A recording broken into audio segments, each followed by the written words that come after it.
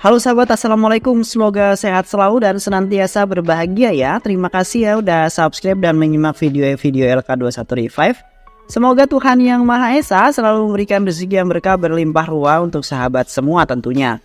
Nah, kita sapa-sapa dulu nih sebelum masuk ke alur ceritanya untuk para penonton setia LK21 Revive, yaitu terima kasih buat Angkringan Mas Gendut dari Magelang, Ejo Juragas dari Malaysia, Yostub TV, Argon Costa dari Timur Leste, Khalil Fajar dari Madura, Jariah dari Wonosobo, keluarga Kopla dari Malang, M Nasim 95 dari Madura, Muhammad Yahya, Andri Anf dari Timur Leste, Pamanyo Tahulending dari Medan, Zulfikar Bedi dari Maluku, Ilham Azkri, dan buat teman-teman semua yang belum mimin sapa nanti di next video ya. Oke, kali ini LK21 Review akan membawakan sebuah alur cerita film yang berjudul Sarileru Nikevaru. Bagaimana keseruan filmnya? Nggak perlu banyak basa-basi, ini dia alur ceritanya.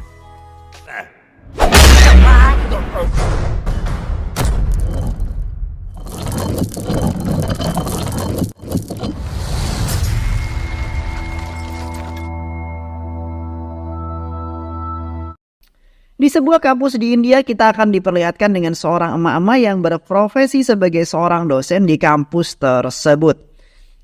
Hari itu ya terlihat buru-buru untuk masuk ke kelasnya dan emak-emak itu bernama Bu Barti. Bu Barti ini dikenal dengan dosen yang sangat baik, juga berdedikasi tinggi dan berkomitmen dan loyalitas yang sangat tinggi. Saat kegiatan mengajar berlangsung, salah satu muridnya ngadu kepada Bu Barti karena seorang pria cabul yang duduk di belakang terus menggodanya. Hal itu sangat mengganggu siswi tersebut. Dan ternyata si mahasiswa cabul itu sedang dalam kondisi oleng alias mabuk. Dan saat itu juga Bu Barti pun langsung menampar mahasiswa tersebut. Karena hal itu juga membuat orang tua mahasiswa ini dipanggil ke universitas oleh kepala dekan. Justru bapak dari mahasiswa cabul itu malah marah-marah. Saat itu bapak meminta Bu Barti untuk meminta maaf, akan tetapi Bu Barti ini malah menampar anak itu kedua kalinya. Tak sudi meminta maaf kepada anak itu dan ia mengatakan bahwa dirinya tidak akan memberi maaf kepada siapapun yang berbuat salah dan tidak mau mengakui sebuah kesalahan yang telah dilakukannya. Bu Barti adalah seorang yang tegas dan sangat baik hati. Bahkan beliau rela mengadopsi seorang anak yang sudah tidak memiliki orang tua. Tak hanya itu, ia juga sering membantu para anak-anak yatim dan selalu memberikan sebuah perhatian lebih kepada para anak-anak yatim piatu, dan ia juga memberikan pendidikan gratis kepada anak-anak jalanan yang tidak mampu untuk bersekolah. Singkat cerita, hari ini Bu Barti bersiap untuk acara sebuah lamaran seorang anak wanitanya. Ketika itu salah satu adik dari calon besanya ini bertanya tentang anak sulungnya yang seorang tentara. Anak sulung yang seorang tentara, tapi anak itu harus gugur di medan perang. Dan mengapa Bu Barti malah menjadikan anak keduanya menjadi seorang tentara juga? Kemudian Ibu Barti menanyakan kepada pria itu, "Emang anakmu kerja apaan?" "Anakku adalah seorang pengusaha kerupuk di Amerika dan dia merupakan seorang miliarder," ungkap bapak tersebut. Dengan tegas Bu Barti mengatakan, "Aku bangga memiliki anak menjadi seorang tentara karena anakku melindungi perbatasan dan menjaga rumahmu dari serangan para musuh. Tetapi anakku hanya bisa senang-senang aja mengumpulkan uang, dan uang. Pikiranku terlalu pendek. Kamu menilai negara hanya dengan uang, tapi aku menilai negara dari pengorbanan para tentara yang berusaha untuk mempertahankan agar bendera India selalu berkibar." Mendengar hal tersebut membuat orang terdiam. Kena mental gak tuh? Lalu mereka pun mulai melanjutkan sebuah pembicaraannya tentang tanggal pernikahan sang anaknya. Kemudian scene berpindah di sebuah kota tepatnya di perbatasan India. Kita akan diperlihatkan dengan seorang pria yang gagah juga tampan bernama Ajay.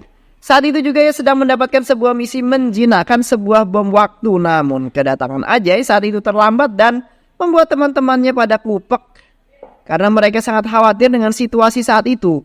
Namun si Ajay berkata untuk santai aja bro, jangan terlalu tegang.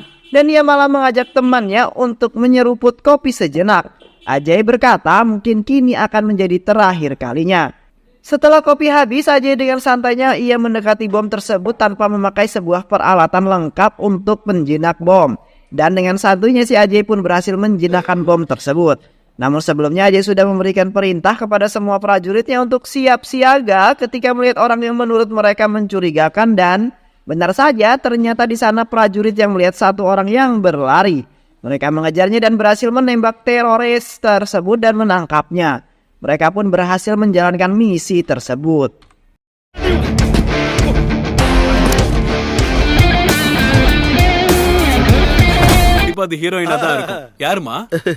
Keesokan harinya saat Ajay sedang bermain basket di markas militer, tiba-tiba seorang bapak-bapak memberikan telepon dan mengatakan itu adalah telepon dari seorang ibu Ajay.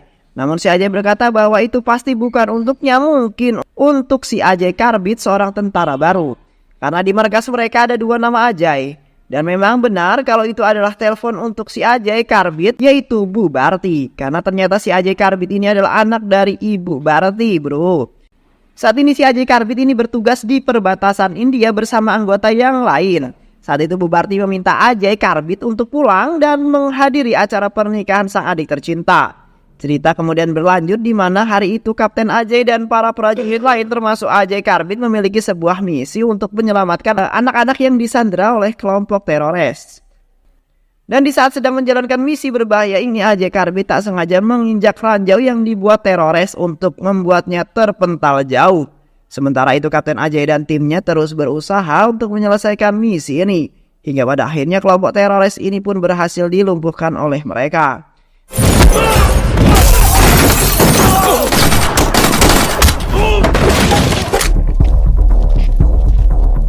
Dan karena kejadian itu kondisi Ajay Karbit pun sangat kritis dan harus mendapatkan sebuah perawatan yang intensif.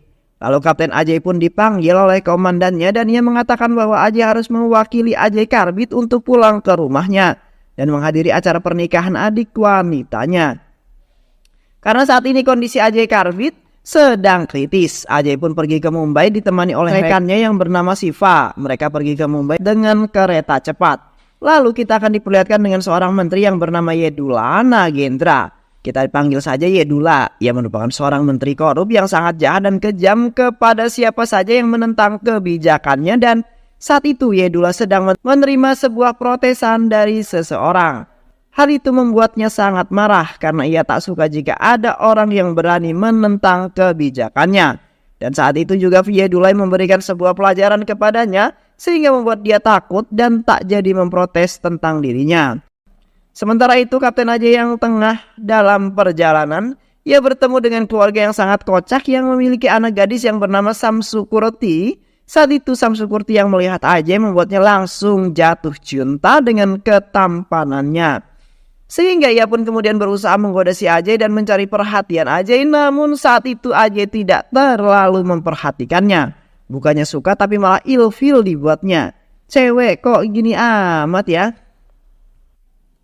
Samsukurti pun meminta bantuan Siva untuk membuat cara supaya Ajay suka kepadanya. Namun semua rencananya gagal dan secara kebetulan saat itu ada beberapa bandit yang ingin merampok kereta tersebut.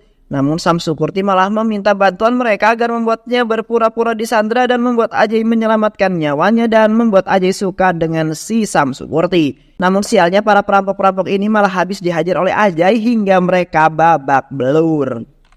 Ajay yang sudah tak tahan lagi dengan si Samsukurti, ia pun kemudian memutuskan untuk turun di sebuah stasiun walaupun sebenarnya tujuannya itu masih sangat jauh.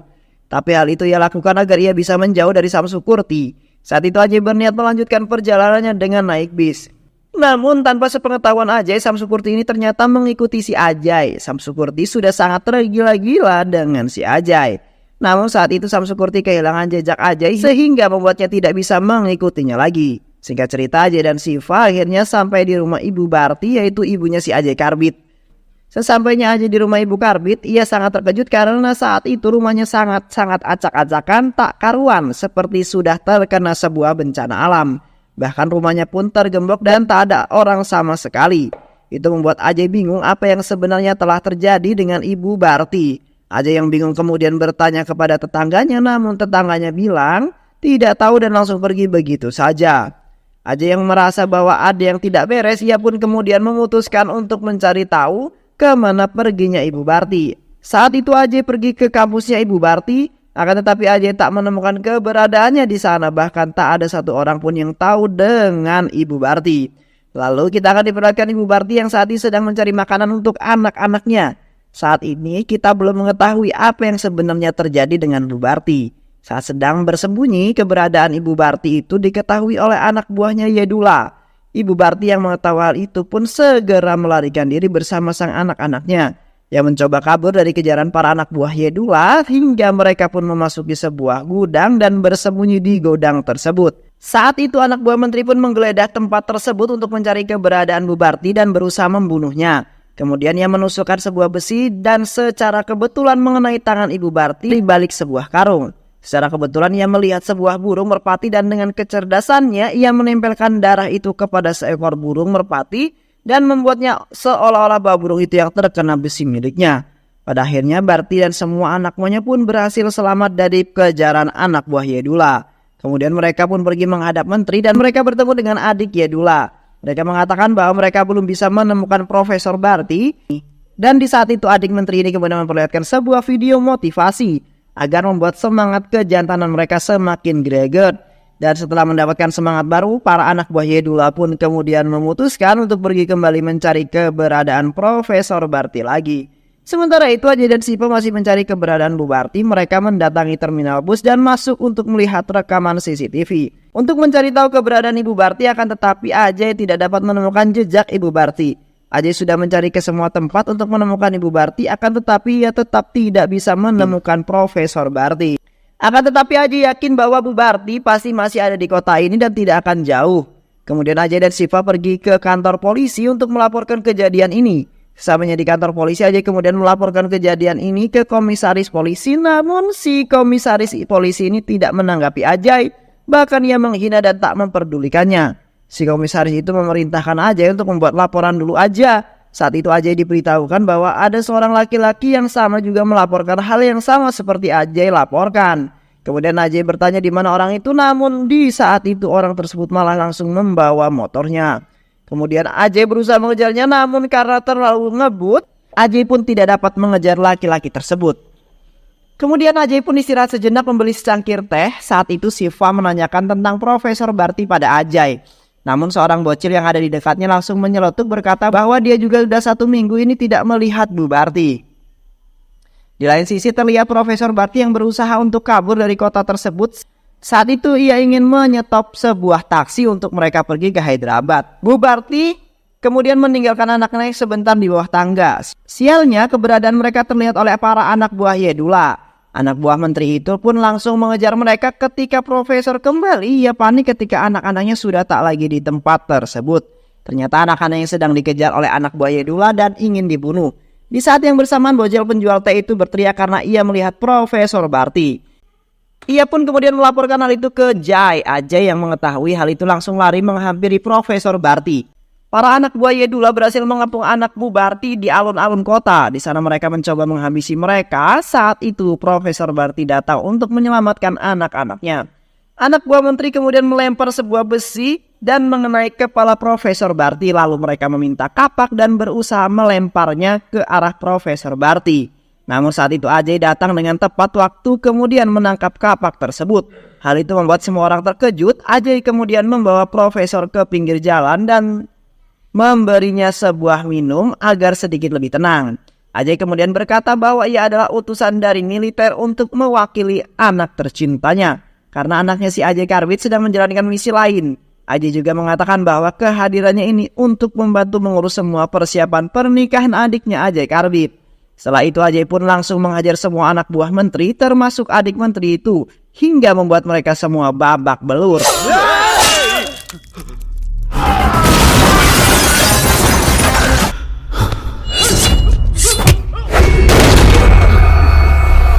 Setelah mereka semua keok, Ajay berkata bahwa saya bisa membunuhmu karena orang seperti kamu pantas untuk dibunuh. Saya bertugas di perbatasan untuk melindungi nyawamu, namun kamu di sini malah ingin membunuh seorang wanita yang tak berdaya.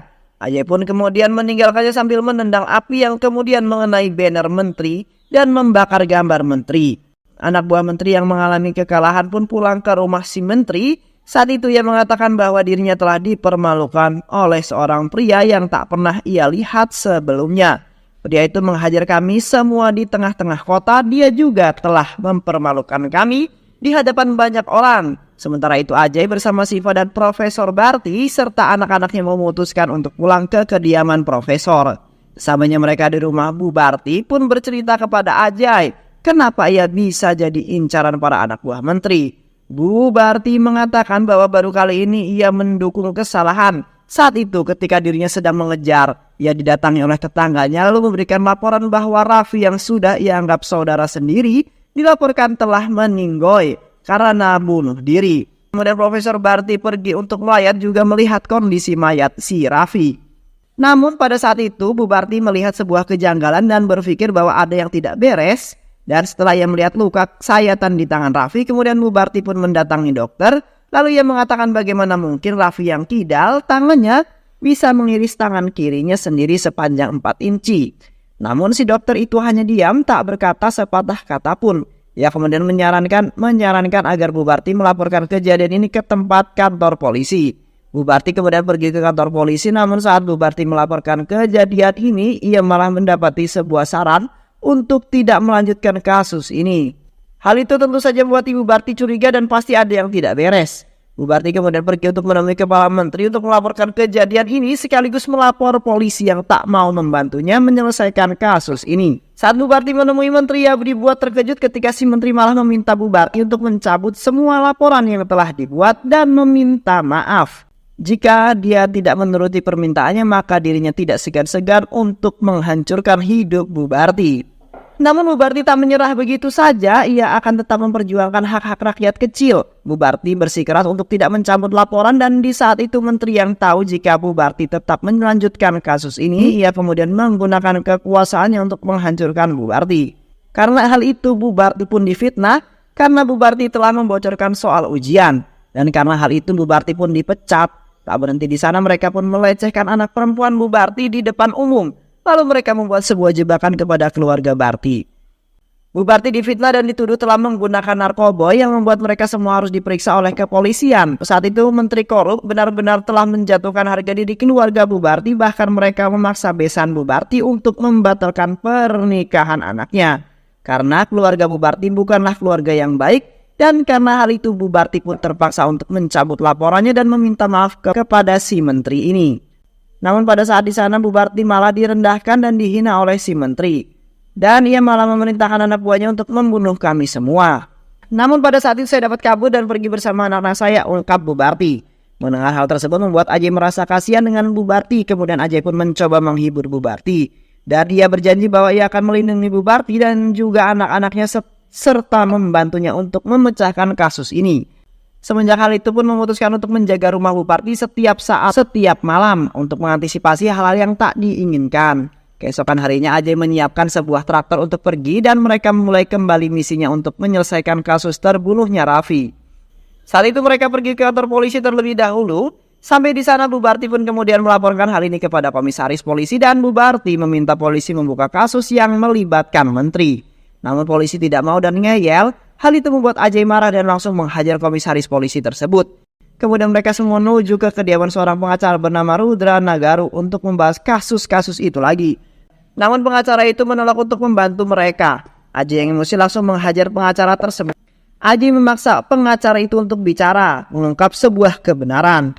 Mereka semua kemudian OTW ke rumah menteri dan saat di perjalanan menuju rumah menteri, mereka dicegat oleh rektor kampus Bu Barti dan mengatakan bahwa profesor berarti sudah bisa mengajar kembali di kampus. Ia juga meminta maaf karena telah salah paham kepada Bu Barti. Setelah itu mereka pun melanjutkan perjalanannya menuju ke rumah menteri. Setelah sampai mereka pun semua masuk ke rumah si menteri, sementara itu rektor menunggu di mobil. Sampainya mereka di dalam rumah, mereka tidak menemui keberadaan menteri, namun di situ mereka bertemu dengan ayah menteri. Mereka kemudian meminta ayah menteri ini untuk menelpon menteri, namun dengan sombongnya ayah ini malah menghinanya dan tidak mau menuruti perintah Ajay. Hal itu membuat Ajay kesal, ia pun kemudian memukul pas bunga yang terbuat dari besi hingga gepeng. Hal itu membuat ayahnya si menteri itu kemudian kena mental. Seketika nyalinya langsung ciut, ia kemudian menelpon anaknya itu untuk segera pulang. Mendapat telepon dari ayahnya, menteri pulang bersama ratusan anak buahnya. Kemudian menteri pun duduk untuk membahas kasus ini, namun dengan nada sombongnya ia seperti ini malah menghina dan merendahkan Bu Barti. Hal itu membuat Ajay emosi, tetapi ia mencoba menahan emosinya. Kemudian si menteri ini malah memerintahkan anak buahnya untuk menghabisi si Ajay, namun dengan mudah Ajay ini mampu menghabisi mereka satu persatu hingga membuat mereka semua babak belur. Setelah menghabisi mereka semua, Ajay kemudian pergi meninggalkan rumah menteri. Kemudian mereka pun kemudian memutuskan untuk pergi ke rumah calon besan, berarti besok. Di sana Ajay meyakinkan calon besar Bubarti dan menjelaskan semua kejadian yang sebenarnya. Hingga pada akhirnya Ajay pun berhasil membujuk besan Bubarti dan melanjutkan sebuah pernikahan anak mereka. Setelah itu mereka semua memutuskan untuk pulang ke rumah.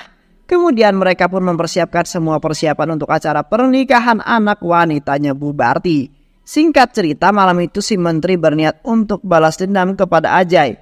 Dan ia membawa lebih banyak pasukan untuk bisa menghabisi Ajay. Melihat hal tersebut membuat Ajay tak takut sedikit pun. Ajay malah berkata bahwa di kampung sebelah ada jadwal manggung artis yang behenol. Mendengar hal tersebut membuat mereka semua langsung OTW untuk menonton dan meninggalkan menteri seorang diri. Ajay tak menghajar si menteri, malah memberinya sebuah nasihat kepada si menteri. Keesokan harinya si Ajay memerintahkan Siva mencari seorang detektif untuk membantu mereka mencari siapa dalang dari semua ini. Namun si Siva ini malah membawa Samsupurti. Sementara itu Samsupurti dan melihat Ajay, hal tersebut membuat Ajay kaget dan membuatnya teringat kejadian di kereta waktu itu. Dan ternyata Samsupurti adalah seorang detektif. Singkat cerita, mereka pun menyelidiki kematian Raffi dan mereka berhasil menemukan beberapa fakta bahwa Raffi ini memang sengaja dibunuh dan para pembunuh itu menargetkan 3 orang. Yang pertama yaitu Raffi, kedua teman wanita Raffi, dan yang terakhir adalah teman laki-laki Raffi yang saat ini masih disandra. Ajay yang berhasil melacak keberadaan teman Raffi yang disandra, ia pun segera pergi mendatangi teman Raffi yang disandra ke dalam hutan, di mana hutan itu dijaga oleh para pembunuh bayaran yang sangat jago gelut. Ajay kemudian menelpon Bubarti yang saat ini sedang berada di rumah menteri. Ia bertaruh dengan menteri dan memastikan siapa akan keluar dari hutan itu dengan selamat dan tak butuh waktu. Ternyata Ajay dapat dengan mudah mengalahkan semua orang pembunuh bayaran itu, dan menteri mendengar hal itu seketika membuat menteri terdiam. Kemudian Ruda tersebut memberitahu semua kejahatan menteri, salah satunya yaitu penipuan oleh para menteri.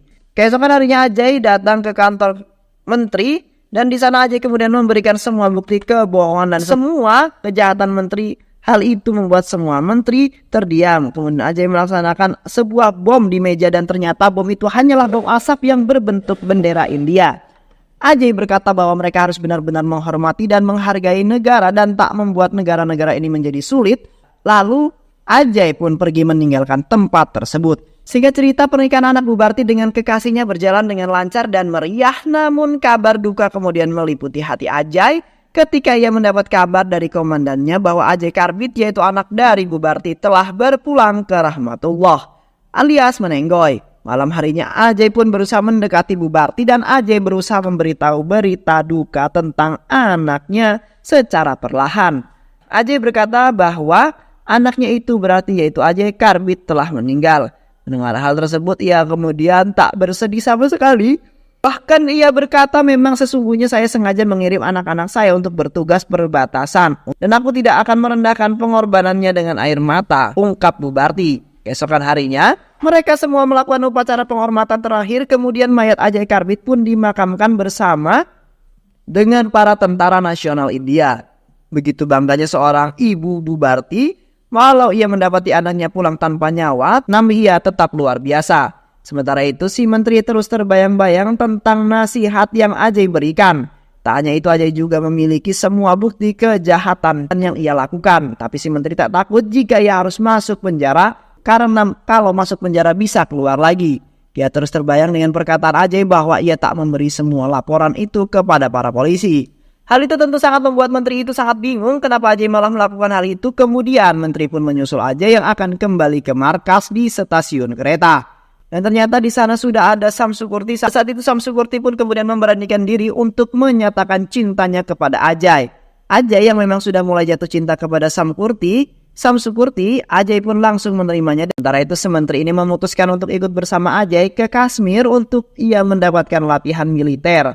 Hal itu ia lakukan untuk menciptakan rasa cinta tanah air dan tak lagi korupsi, karena akhirnya ia sadar bahwa semua yang ia lakukan itu salah. Singkat cerita, 3 bulan berlalu, menteri telah sudah menyelesaikan pelatihan militernya.